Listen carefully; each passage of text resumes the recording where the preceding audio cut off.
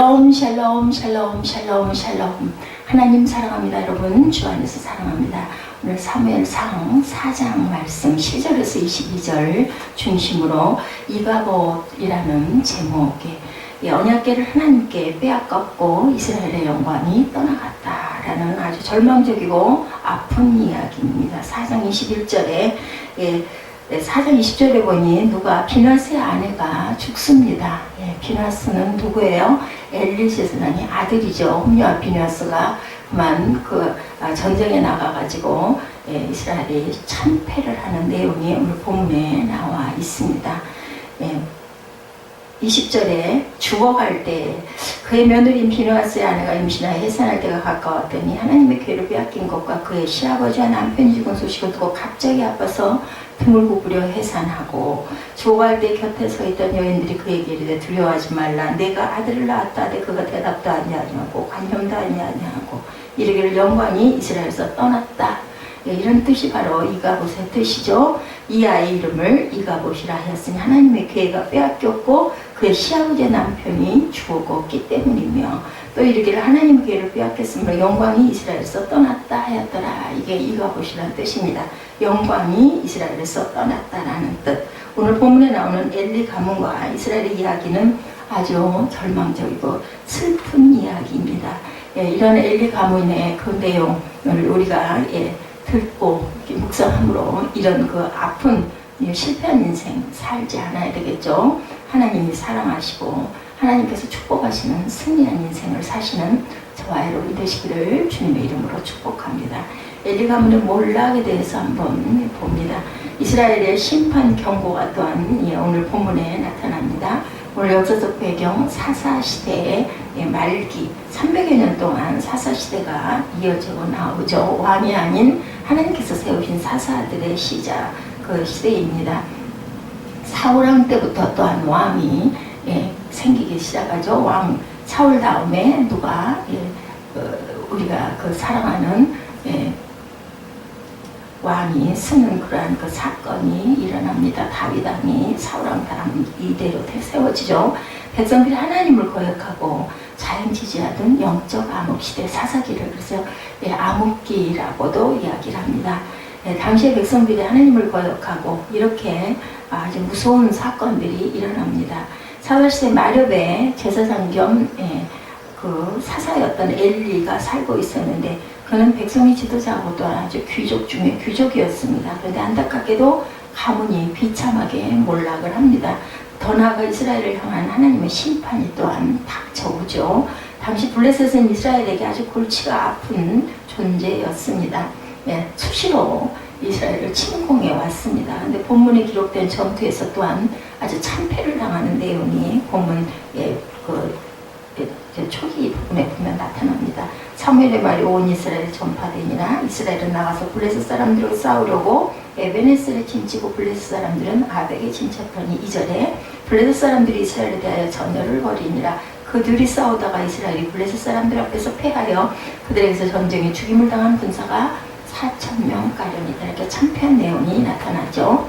그리고 17절에 보니까 두 아들 홈리와 비누아스도 참전했는데 엘리가 소식을 기다리고 있는데 전하는 사람이 달려와서 17절에 백성 중에는 큰 살육이 있었고 당신의 두 아들 홈리와 비누아스도 죽임을 당하였고 하나님의 언약궤도 빼앗겼다라고 이야기합니다.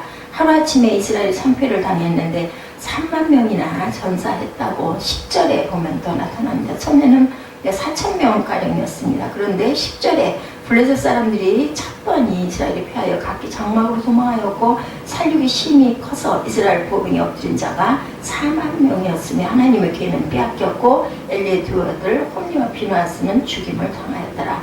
당일 어떤 베냐민 사람이 진영에서 달려나와 자기의 옷을 찢고 자기의 머리에 티끌을 덮어쓰고 실로에 이르니라. 그가 이를 때 엘리가 길려 자기의 의자에 앉아 기다리고 그의 마음이 하나님의 궤로 말미암아 떨릴 즈음이라. 그 사람이 성읍에 돌아오매 알림에 온 성읍이 부르짖는지라. 14절에 엘리가 그 부르짖는 소리를 듣고 이르되 이 떠드는 소리가 어찌미냐. 그 사람이 빨리 가서 엘리에게 말하니 15절에 그때 엘리의 나이가 98세라. 그의 눈이 어두워서 보지 못하더라. 그 사람이 엘리에게 말하되 나는 진중에서 나온 자가 내가 오늘 진중에서 도망하여 왔니이다.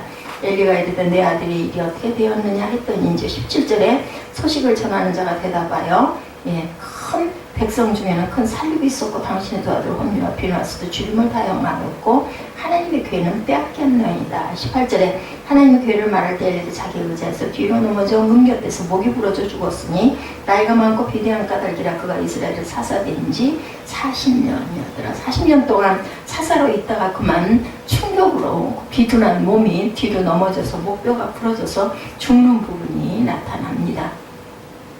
언약궤는 하나님의 임재 상징입니다. 언약궤가 하나님 본체는 아니시죠. 하나님께서 이스라엘과 함께 해주신다는 증표이고 상징이기도 하다. 그런데 하나님은 영이시고 무한하신 분으로 꼭 언약궤 안에만 계시지를 않죠. 그런데 구약에는 언약궤가 아주 너무 소중했기 때문에 언약궤가 꼭 하나님처럼 그렇게 받들고 보호하고 이렇게 숭배했던 그러한 시대입니다. 무지한 제사장과 백성들이 언약궤를 전쟁터에 갖고 왔어요. 이것은 미신적 신앙이기도 하죠. 상황이 급하니까 하나님의 도우심을 받겠다는 마음으로 그랬지만 사실은 하나님의 징계로 참패하고 언약궤를 빼앗기고 말았습니다. 거의 언약궤가 하나님 자체는 아니지만 하나님 자체처럼 모시던 그러한 시대의 일입니다. 엘리 제사장이 그 소식을 듣고 나서 18절에 하나님의 계를 말할 때 엘리가 자기 의자에서 뒤로 넘어져 문 곁에서 목이 부러져 죽었으니 나이가 많고 비대한 까닭이라. 18절에 죽는 부분이 나타나죠. 충격을 받고 비둔한 몸을 가누지 못해서 넘어져 목이 부러져 비참한 최후를 맞이하는 모습입니다. 더욱 비극적인 것은 비누아스의 아내가 있었는데 만삭이었는데 등만 아이를 낳다가 그 소식을 듣고 충격으로 죽습니다. 온 가족이 그만 다 죽음을 당하는 내용이죠. 해산을 돕는 여인들이 아들이라고 해도 너무 슬퍼서 관심도 두지 않고 아들을 낳는 것이 경사임에도 불구하고 죽습니다. 그리고 아이 이름을 이가봇이다. 20절 21절에 보니 내가 아들을 낳았다 하되 그가 대답하지도 아니하며 관념하지도 아니하고 이르기를 영광이 이스라엘에서 떠났다 하고 아이 이름을 이가봇이라 하였으니, 여기서 이가봇이라는 이름이 아주 심장하게 등장을 하죠. 히브리어로 영광이 없다, 영광이 떠나다, no glory 이런 뜻입니다. 하나님이 더 이상 이스라엘과 함께 해주시지 않고 이스라엘을 떠나셨다는 탄식이 바로 no glory 이가봇이라는 것을 우리가 꼭 잊지 마시기 바랍니다. 참으로 안타까운 것은 이 비참한 일들이 미리 예언되고 있었음에도 불구하고 사무엘상 2장 31절에서 36절까지 나타나죠. 그 중에 사무엘상 2장 34절에 보면 두 아들이 한날에 죽을 것이 예언되고 있습니다. 내 두 아들 홈리와 비누아스가 한날에 죽으리니 그들이 당할 그 일이 내게 표징이 되리라 이렇게 말씀을 합니다. 이 예언대로 두 아들이 동시에 죽고 온 가문이 망합니다. 더 나아가 이스라엘도 블레셋에게 참패를 당하고 불육의 역사가 전개되죠. 문자 그대로 이가봇 하나님의 영광이 떠났도다. 정말로 큰 비극입니다. 엘리 가문 몰락의 원인은 하나님을 멸시한 불신앙에서 시작되었다. 엘리 가문이 이렇게 비참하게 망한 이유는 바로 하나님을 무시하고 거역한 불신앙, 예배를 온전하게 드리지 않았습니다. 신약으로 얘기하면 이게 얼마나 큰 잘못인지 우리가 다시 한번 기억하고 갑니다. 하나님은 절대 주권자이시죠. 전지전능하신 분입니다. 그분과 등을 돌리면 당연히 인생이 망가질 수밖에 없겠죠. 사무엘상 2장 6절과 7장 10절에 기록되어 있습니다. 2장 6절 우리 잠깐 볼까요? 뭐라고 말씀하셨는지. 6절입니다. 야훼는 죽이기도 하시고 살리기도 하시며 소울에 내시기도 하시고 거기서 올리시기도 하는도다. 이렇게 말씀하고 있죠. 그리고 또한 7장 10절에도 말씀하고 있습니다. 7장 10절 우리 다시 한번 봅니다. 사무엘이 번제를 들을 때 블레셋 사람이 이스라엘과 싸우려고 가까이 오매 그날에 야훼께서 블레셋 사람의 큰 우려를 바라여 그들을 어지럽게 하시니 그들이 이스라엘 앞에 패한지라. 하나님께서는 이렇게 살리기도 하신다. 우레를 통해서 살리는 내용이 나타나 있죠. 사무엘상 2장 30절에도 더욱 분명한 말씀을 합니다. 엘리에게 경고하죠. 나를 존중히 여기는 자를 내가 존중히 여기고 나를 멸시하는 자를 내가 경멸하리라. 엊그저께 새벽 예배에 나를 존중히 여기는 자를 내가 존중히 여기고 나를 멸시하는 자를 내가 경멸하리라. 이런 제목으로 사무엘 2장 말씀을 나눴습니다. 엘리 가문이 하나님을 경외하며 백성을 신앙으로 인도해야만 하는 제사장 가문임에도 불구하고 하나님을 만으리 여겼다라는 거죠. 망할 수밖에 없었습니다. 엘리 가문이 멸망하고 이스라엘이 쇠하게 된 이유는 군사력이 약해서가 아니라 하나님을 멸시한 자들에게 주신 하나님의 징계였다라는 것입니다. 인생은 아무것도 아닙니다. 안개와 같죠. 국가도 그렇습니다. 하나님이 붙잡아 주셔야 서 있을 수가 있죠. 은혜를 베풀어 주셔야 설 수가 있습니다. 대한민국이 이렇게 오늘 경제 대국으로 서 있는 것은 하나님의 은혜라는 것을 우리가 알아야 되고, 우리가 이 땅에 이제는 하나님을 증거하고 가야 할 사명이 있다라는 것을 깨달아야 된다라는 거죠. 6.25에서 정말 참패해서 부산까지 내려갔는데 메가더 장군이 기도하고 이 땅에 오지 않았다면 아마 우리는 지금 공산, 지하, 북한과 같은 삶을 살고 있을 것입니다. 하나님께서 손잡아 주셨기 때문이라는 은혜를 기억해야 합니다.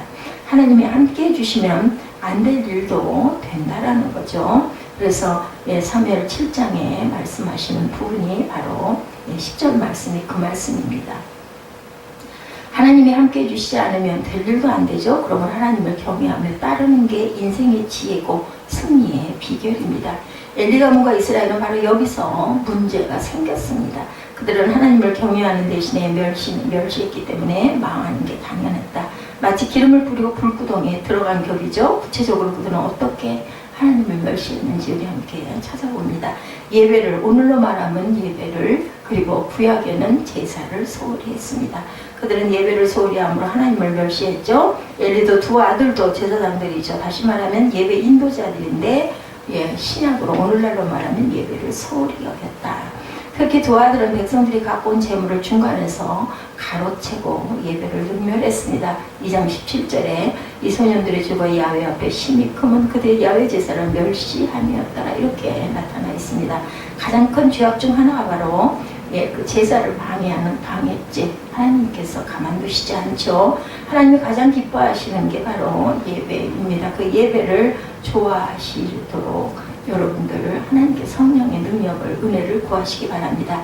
그래서 우리가 가장 우선적으로 해야 될 게 바로 예배이죠. 2차 세계대전 당시에 있었던 유명한 실화입니다. 영국 성공의 대주교였던 윌리엄 템플의 이야기죠. 영국 국민들은 절망과 두려움에 사로잡혀 있었죠. 유럽 대륙이 속속 독일의 손에 들어가는 가운데 영국도 독일군에게 점령당할 위기 앞에서 윈스턴 처칠이 독일에게 선전포고를 합니다. 국민들이 불행감은 극도에 달했을 때 처칠의 부탁으로 윌리엄 템플이 대국민 연설을 합니다. 대영제국 국민 여러분, 지금 우리 하나님을 예배할 때입니다. 전쟁은 큰 일입니다. 그러나 예배는 더 큰 일입니다. 만일 우리 국민이 이와 같은데 진정 하나님을 예배할 수 있다면, 그리고 하나님을 바라보고 하나님을 우리와 함께 하심을 믿을 수 있다면 전쟁은 결코 큰 일이 아닙니다. 우리는 예배하는 하나님의 도우심으로 이 전쟁을 승리할 것입니다. 주일날 영국의 모든 교회는 종을 울렸고 교회마다 예배하는 사람들로 인산인해를 이룹니다. 그리고 영국은 마침내 승전국이 되었다는 겁니다. 실제 있었던 역사적인 이야기죠. 예배 태도가 하나님에 대한 태도라는 것. 그래서 우리는 영과 진리로 예배를 드려야 됩니다. 하나님을 경외한다고 하면서 예배를 소홀히 하면 모순이 됩니다. 주일 예배에 충실하고 또한 주중 예배에도 참석했을 때는 정말 경건한 자세로 온전하게 예배를 드려야 되겠다는 거죠. 1993년 10월 10일 주일날 서해 폐류 침몰 사고가 있었습니다. 서해 미도에서 부안군 변산으로 항해하던 배가 침몰당하면서 사망자 292명, 부상자 70명을 낸 최악의 해난 사고가 일어납니다. 사망자 중에 정부 중앙부 쪽 공무원들이 다수 있었습니다. 어떤 교회 교인도 그들과 함께 낚시 가려고 했는데 부인이 말렸다고 합니다. 마침 그날 세례를 받는 날이라 부인이 강력하게 말렸습니다. 마지못해서 교회 가는데 바로 그날 사고가 터져서 그 성도는 하나님 말을 듣고 화를 면했다. 예배를 드리러 가다가 살아났다는 사건이죠. 우리 삶 속에 이런 태도가 중요하다. 예배를 귀하게 여기는 사람을 하나님이 귀히 여겨주시고, 엘리 가문처럼 예배를 소홀히 여기고 마늘히 여겼다가 아주 망하는 가문이 망하는 그러한 지경에 빠집니다. 두 번째로 하나님을 무시할 때, 예배를 소홀히 할 때, 두 번째 하나님을 무시할 때, 엘리 지방과 이스라엘은 말씀을 무시함으로 하나님을 멸시합니다. 사람이 하나님을 만나는 방법이 몇 가지 있는데 그 중에 말씀이 매우 중요하죠. 말씀을 잘 듣고 순종하는 것이 곧 하나님을 경외하는 방법이다. 안타깝게도 엘리와 두 아들 이스라엘 사람들이 말씀을 귀히 여기지 않습니다. 사사시대의 풍조가 그랬죠. 사사기 21장 25절 21장 25절에 보면 그때 이스라엘이 왕이 없으므로 사람이 각기 자기의 소견에 오른 대로 행하였더라 이렇게 나타납니다. 이렇게 암울한 시대에 하나님의 사무엘을 예비하죠. 사무엘상 3장 1절에 아이 사무엘이 엘리 앞에서 야훼를 섬길 때 야훼의 말씀이 희귀하여 말씀이 희귀하다는 것은 그들이 하나님의 말씀을 듣지 않았다라는 말이죠. 당연히 하나님의 뜻대로 살지 못하고 엉뚱한 짓만 이해 못하고 깨닫지 못했기 때문에 하나님이 기뻐하실 수가 없고 축복도 받을 수가 없었겠죠. 예수께서 말씀하십니다. 요한복음 14장 21절에 나의 계명을 지키는 자라야 나를 사랑하는 자니 나를 사랑하는 자는 내 아버지께 사랑을 받을 것이요. 나를 사랑하는 자는 내 아버지께 사랑을 받는다. 자녀가 부모를 존중하고 부모에게 효도할 때 부모는 너무너무 기뻐하고 자녀를 더욱더 사랑하겠죠. 이 말씀대로 하나님을 귀히 여기고 사랑하는 증거가 바로 말씀에 대한 순종하는 태도이죠. 그런 사람이 하나님의 사랑을 받습니다.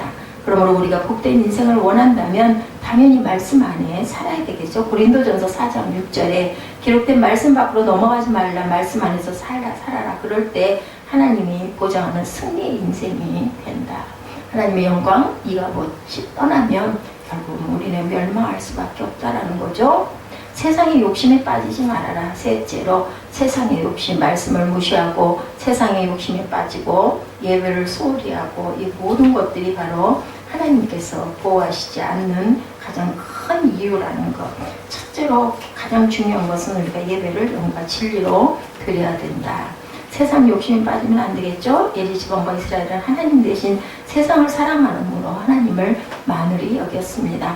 그런 인생은 흔들리기 마련이고 결국은 망한다라는 거죠. 엘리의 두 아들이 사무엘상 2장 22절에 그의 아들들이 온 이스라엘에 행한 모든 일과 해방문에서 수종드는 여인들과 동침하였음을 듣고 끔찍한 일이 일어납니다.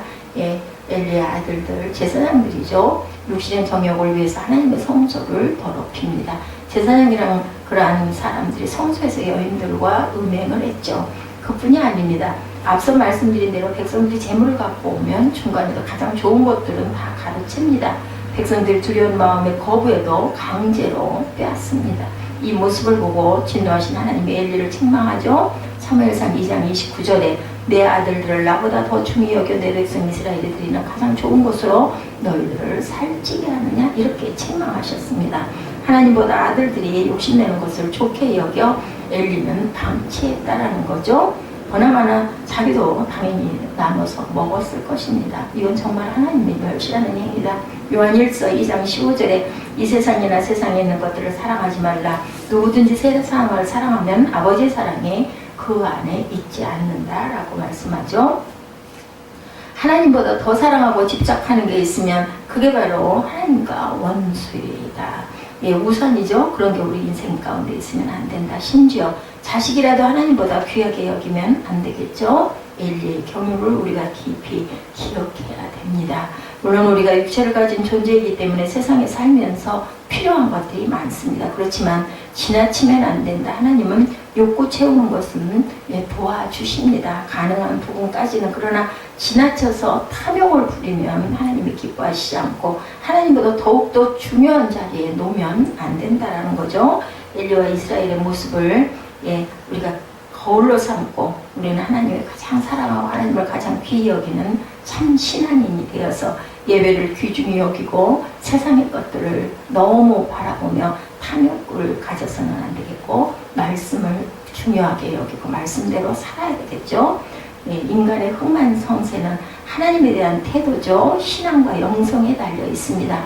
인생의 승리는 자신의 능력이나 재주에 있는 것 같지만 사실은 아니라는 거죠. 하나님이 함께 해주시지 않으면 우리는 아무것도 온전히 이룰 수가 없다라는 것.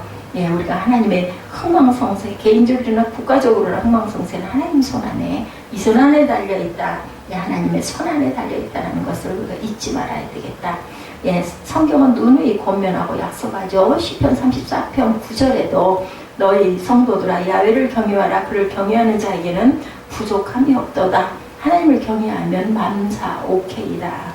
예, 다른 데 신경 쓰지 않아도 부족함이 없는 승리의 삶을 살 수 있다고 증거하십니다. 이사야 33장 6절에도 예, 야훼를 경외함이 내 보배니라라고 말씀을 하죠. 엘리 지방과 이스라엘이 이렇게 불신앙으로 망해가던 어두운 암흑시대에 새별같이 사무엘을 예비하셔서 예, 나타납니다. 그는 기도로 태어나고 평생 기도로 살았던 사무엘이다. 사무엘은 사사가 되자마자 미스바의 백성을 모아놓고 성회를 개최합니다. 말씀 듣고 기도하고 회개하고 하나님을 높여드리죠. 그 틈을 타서 블레셋이 침공을 했지만 화가 보게 됩니다. 큰 힘들지 않고 블레셋을 대파하게 됩니다. 사무엘상 7장 12절에 사무엘이 승리하는 기념비를 세우고 이름을 에베네셀이다. 하나님 여기까지 도우셨다. 에베네셀의 하나님 우리 찬양 아주 좋아하죠. 그 블레셋이 얼씬거리지 못하고 빼앗겨진 모든 땅을 되찾습니다. 주변 국가들도 덩달아서 두려워서 꼼짝 못할 뿐 아니라 심지어 조공까지 갖다 바치고 평화의 시대가 열립니다. 사무엘의 생애 내내 태평성대를 이루는 내용이 나타나 있죠. 여기서 우리는 중요한 인생 법칙을 발견합니다. 하나님과의 관계가 인생의 성패를 좌우한다는 사실이죠. 개인도 그렇지만 국가도 마찬가지입니다. 예, 우리는 참 어려운 혼란의 시대, 혼돈의 시대를 보내고 있습니다. 그러나 하나님과의 관계 회복밖에 정답은 없다. 하나님을 가장 귀히 여기는 신앙을 회복하면 모든 것이 해결이 된다는 것. 개인도 가정도 사회도 국가도 마찬가지입니다. 6.25 전쟁, 예, 며칠 전에 6.25가 지나갔습니다. 예, 아마 주기가 68주년이겠죠. 1950년에 일어났으니까 우리가 잊지 말아야 되는데 잊어버리는 것. 잿더미였던 우리나라가 이 정도로 살리는 것은 바로 아까도 제가 말씀드렸지만 하나님의 은혜다. 원래 한국인은 머리가 좋고 뛰어나서 아닙니다.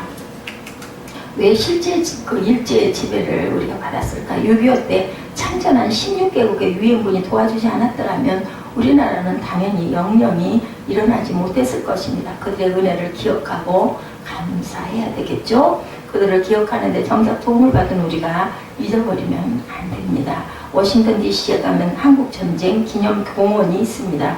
예, 거기에 적혀있는 글귀를 보면 자유는 공짜가 아니다 이렇게 적혀 있습니다. 프리덤 이스나 프리, 수많은 희생이 있었다. 예, 잊지 말아야 되겠죠. 터키 앙카리에 가면 한국공원이 있는데 거기에도 한국 참전 토익이 기념탑이 거기에도 있습니다. 전사자 명단이 적혀 있죠. 6.25 때 전사한 한국 군인과 외국 군인이 수십만 명에 달합니다. 미국 전사자만 해도 5만 명이 넘는다고 합니다. 이런 인류 역사상 유례가 없는 일이었다고 그러죠. 한 나라를 위해서 이렇게 여러 나라 군인들이 희생한 일은 없었고 앞으로도 없을 것이랍니다. 한마디로 기적입니다. 하나님의 섭리입니다. 하나님이 도와주시는 애를 우리는 잊지 말아야 되겠죠. 항상 하나님의 은혜를 기억하시는 저와 여러분들이 되셔야 할 줄로 믿습니다. 경제력은 국력, 군사력은 국력, 맞는 말이지만 잊지 말아야 할 중요한 사실은 영력은 국력, 신앙의 힘은 국력입니다. 잊지 마시는 저와 여러분 되셔서 엘리 가문처럼 실패하는 인생 되시지 말고 예배를 주인이 여기고 세상적인 탐욕들을 비우고 하나님의 말씀을 귀중하게 사모하며 말씀대로 사시고 영역이 공력이라는 것을 잊지 않는 저와 여러분 되시기를 주님의 이름으로 축복합니다. 기도하시겠습니다.